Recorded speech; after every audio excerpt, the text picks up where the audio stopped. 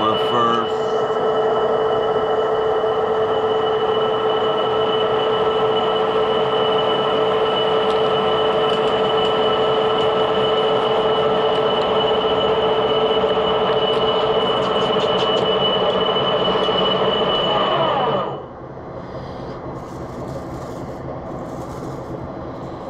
I didn't even get all the way down. Couldn't see it. Sounded like it was done.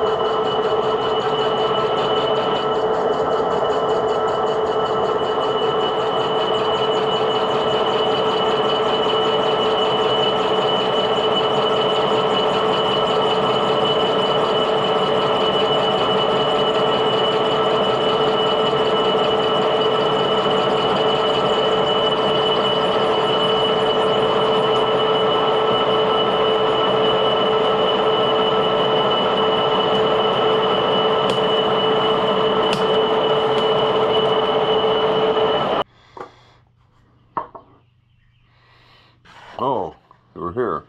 Okay. According to the book,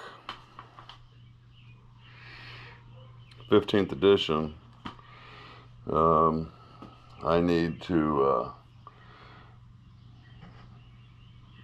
bore that hole out to 1.373. I'm going to take it to 1.40. And see what it looks like from there. So let's do a little bit of boring. Get you set up here. Let's see what's going on. Possibly.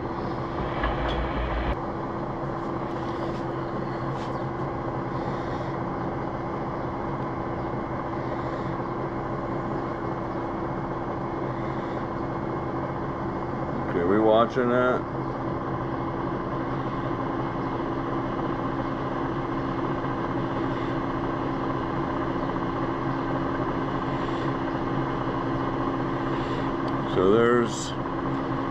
So I'm going to put in 56 thousandths on my dial. So let's try that.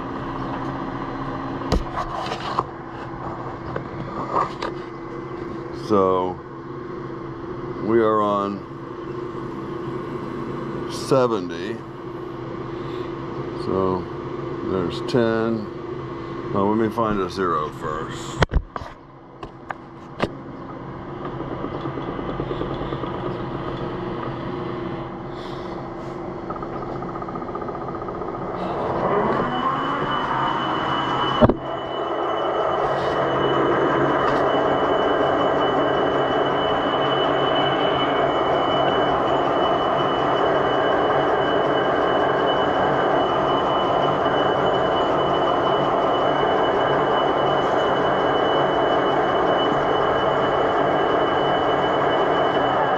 Touched off there. Bring this back here. See what you can see. We are right here.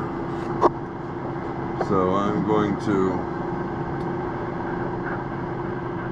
put this on 0 here. So I want to do 56 thousandths. So I need to go backwards on the dial. I'm going to 50. I'm going to 200. That's 50. I got 190 is 60. I went too far. Go back. Go back to 0. So I want to go to 200 is my 50, and I want to go 6 more. So that should put us at 1.100. Okay, let's try that.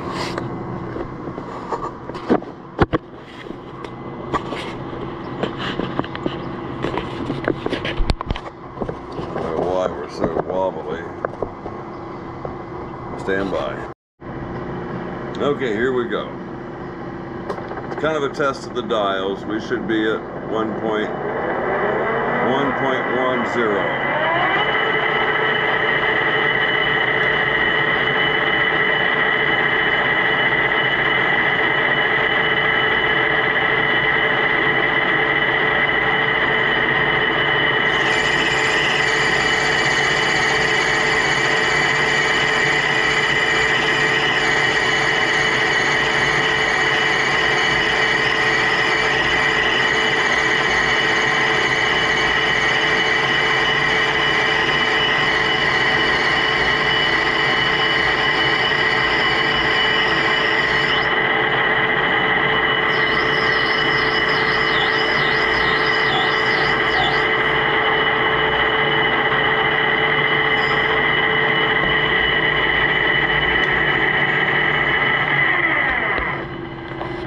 Okay, let's roll that back a little bit.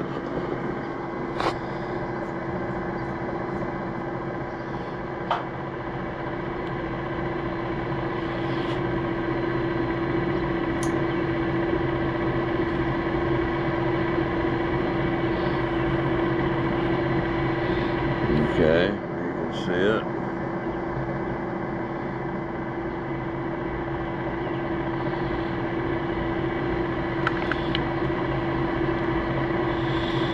We're actually adding, aren't we? I'm sorry. 56.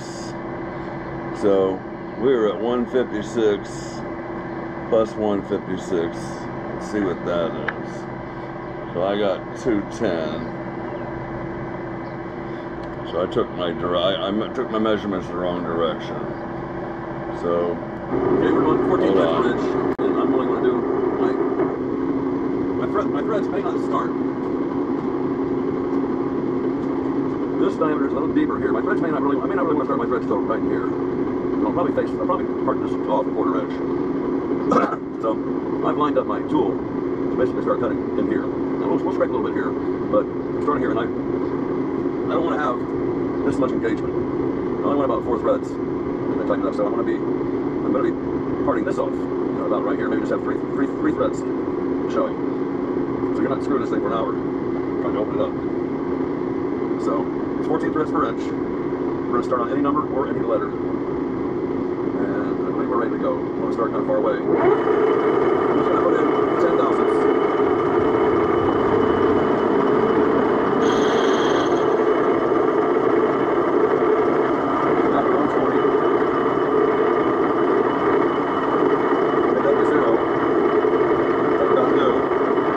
Back to 120. That's where I kind of remember it being. I forgot to set my zero on my crosswise, so let's just try a spring pass here to see how far off I was.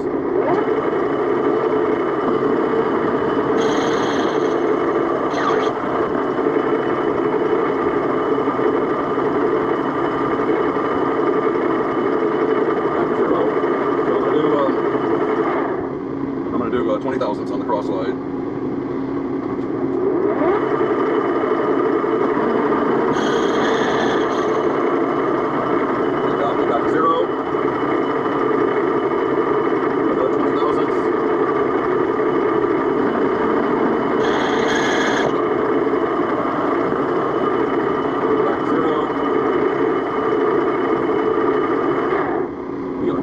Check that. Yeah, we're right on. We might be there.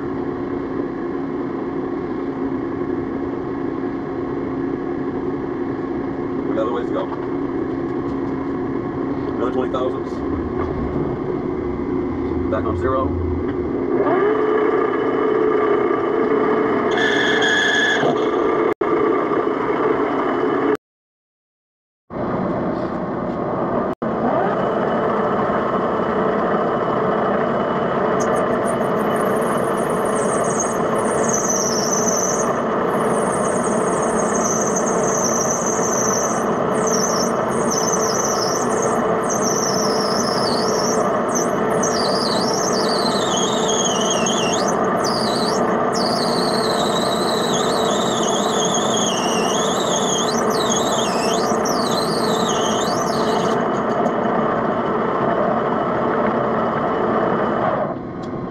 I had to do that because when I was checking this bore, I had two different diameters, okay?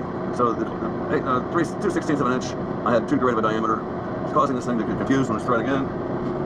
So that's going to thread in much better now. Where we at? Let's go to the side. And we're going to have to take some threads off of this also. To length. So let's try that.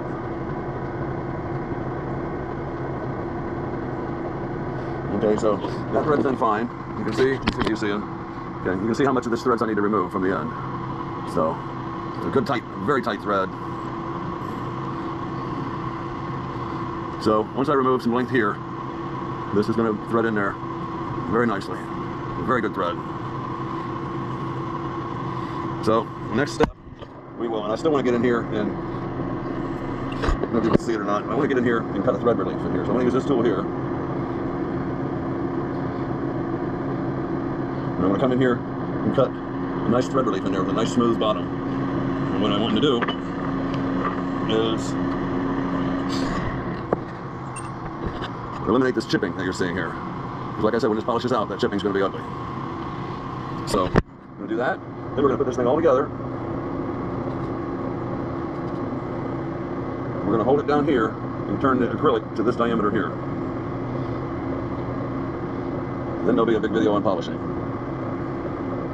I'm not sure if I'm going to show that thread relief in this video or not. I gotta go Yeah, I'm not sure if you saw that or not. I use this, which is actually a tool for a boring head. And I got a little bit of a thread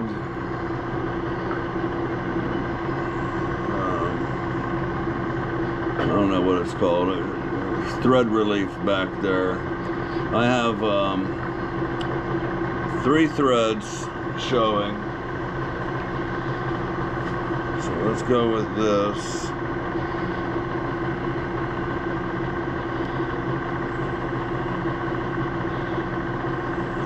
Very good thread here, very tight, almost no perceptible wiggle. Okay, we're going to try cutting left to right.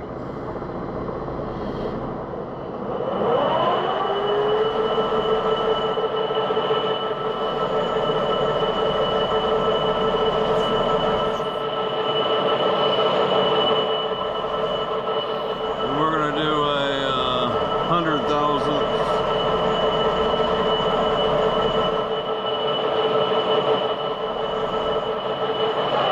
Change my direction of feed.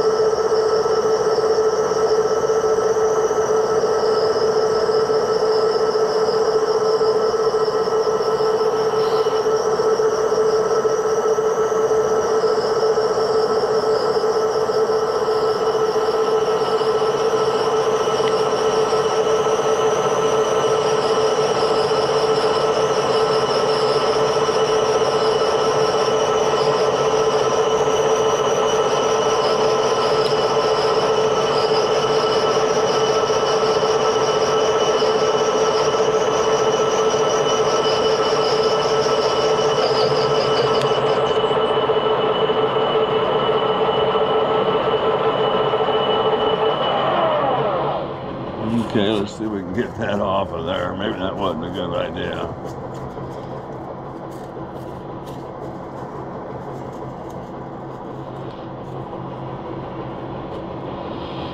It did leave a superior finish.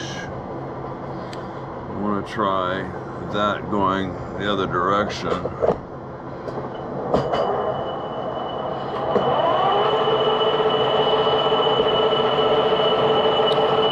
Another 100,000ths.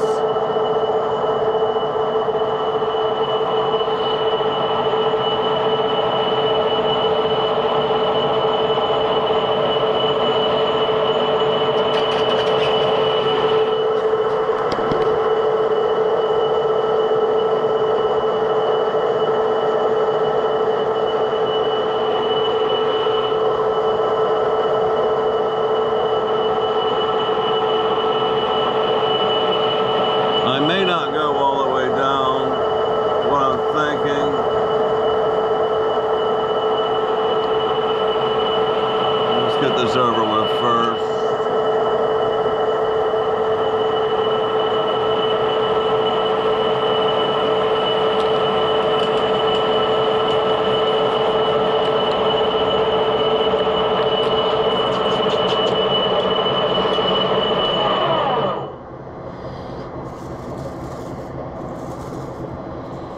I didn't even get all the way down.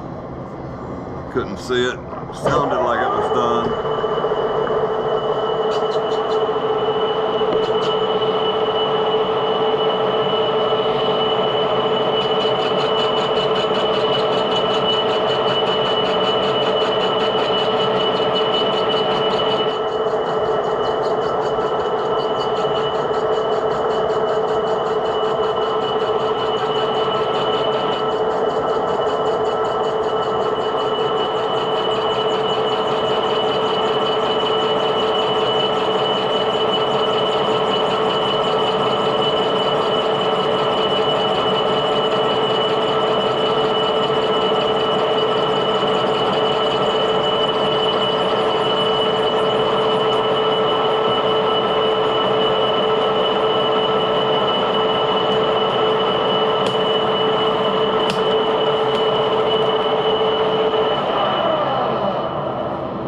Okay, that's what I feared was going to happen. I was afraid of that.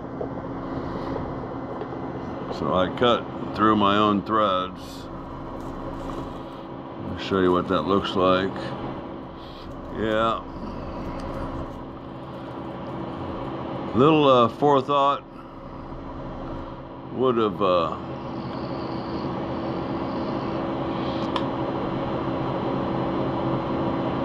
prevented that. So there's a fail. Now I do, however, want to polish this piece up. So we're gonna pull this out.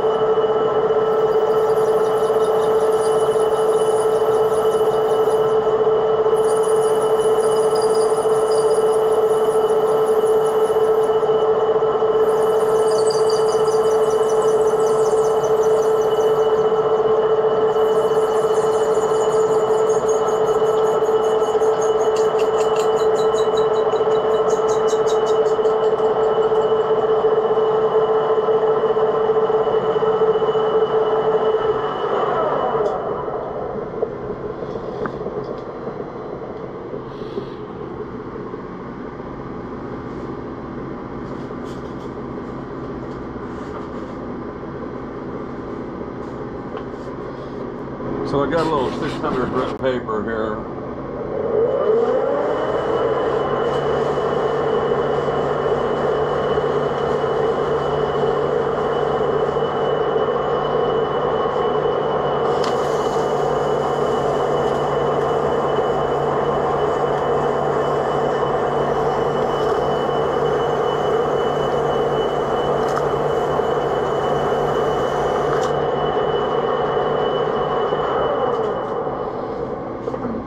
Stop it right there. So let me get some tin foil.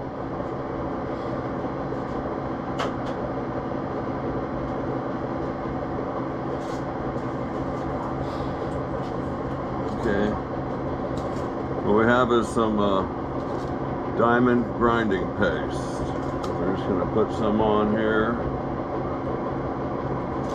Probably much more than I need.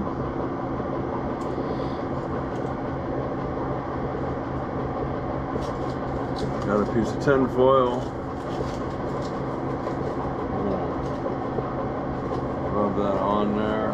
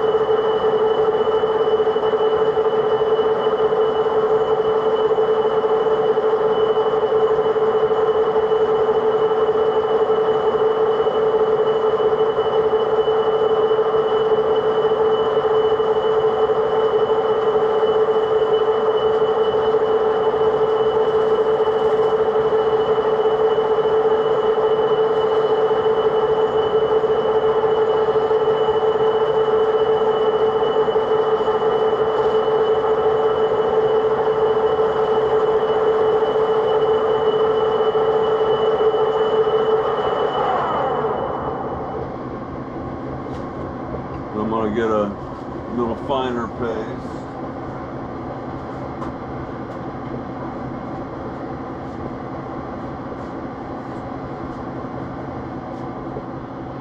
Find my old piece of foil. Okay, we're going to take off 200 thousandths. So I got this set to the left side of that parting blade. We're going to air a little bit to the heavy. So let's fire up the converter. And fire up the lathe. We are at, let's see where we're at. Let's do 314 RPMs. So there's B1.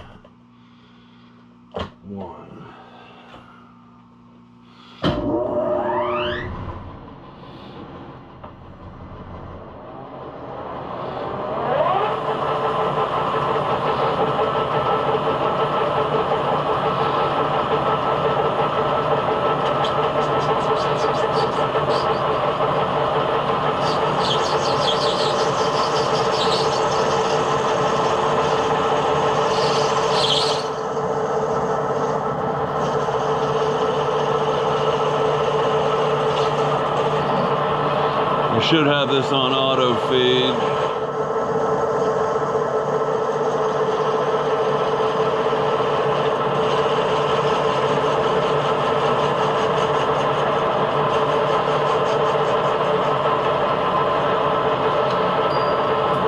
Okay, there we go.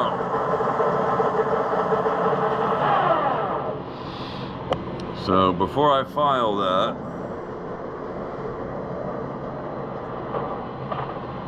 I'm going to try a fit.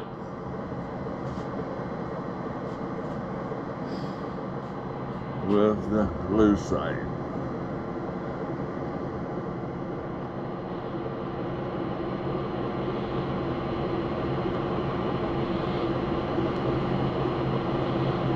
Careful not to cross thread it.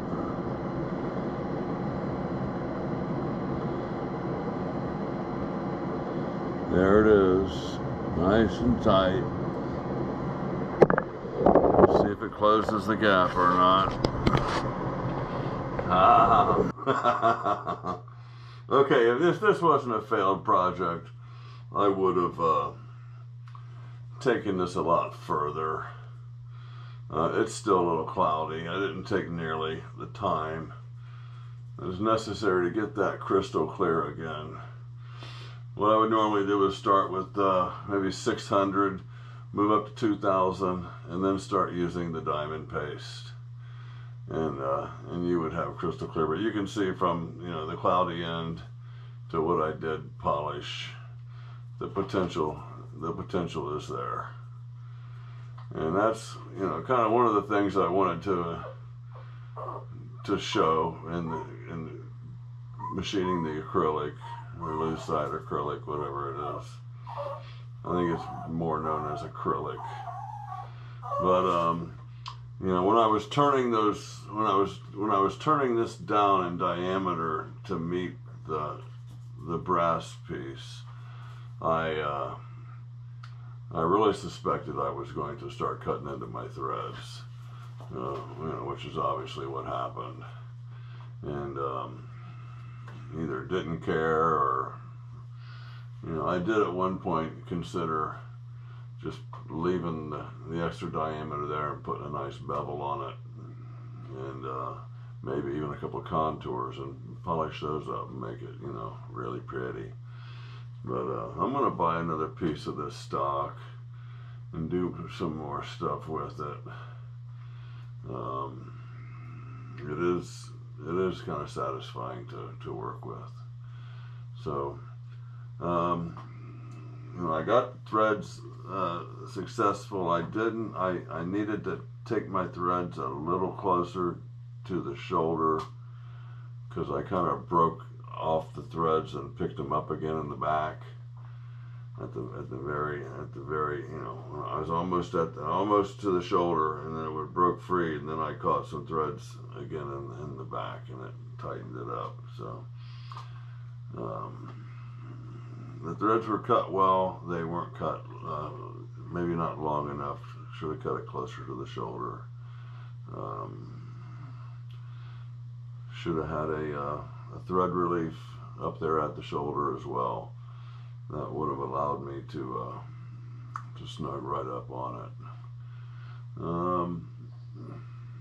I guess that's going to be it. It's a failure, but it's also a win.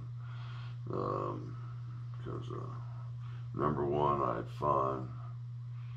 Number two, I learned a few things. If not, just to slow down and think things through a little more. Yeah. I can hear it already, and I appreciate your comments. All right, guys. Tell a buddy, bring a friend. America's foremost student machinist. Now, let's say it this way. YouTube's foremost student machinist, Kimber Zelic. So it was suggested to me that I open and close all my videos with that. And I'd simply say, YouTube's foremost student machinist, Kimber Zelic. Now, I watched a guy named Larry King in his radio career infancy. And he had a lousy talk show that was somehow syndicated across America out of Florida. And every time he turned that microphone on, or every time someone said, you know, go, it was America's foremost talk show host, Larry King. And then he met Ted Turner, and, you know, Ted Turner was looking for talent, and he wasn't very picky. So yeah, Larry King, you know, was just like, you know, he just convinced everybody he was the one. So maybe I can make that work for me, you know, with, you know, YouTube's foremost student machinist. Okay. That's all I got. Okay, so we'll see you next time. Tell a buddy, bring a friend. Okay, I did get a spot of mail today. It's a 6" 150 millimeter digital readout, 1/2 thousandths DRO6. It's new. And what it is a DRO, or a electronic scale for, get down, dog, for the quill here on the milling machine. That'll mount right up here somewhere, probably right over here. And they had these things, you know, for sale, you know, $400 and $500, and as low as $30 and $40. And I forget, I think I spent $40 or $50 on it. And yeah, we'll see. I probably could have butchered up, you know, a cheap Harbor Freight digital caliber and made my own. But sometimes it's nice to have one that'll, you know, it has a little mounting bracket here. Whether or not that's going to be usable is yet to be seen. So, yeah, comes with a couple screws, a couple batteries of unknown origin. Where did they come from? Silver oxide? No indication of where they were manufactured. I'll give you a couple guesses. Okay. So, there's that. Hey, be sure you tune back into YouTube's foremost student machinist, Kimber Zelic.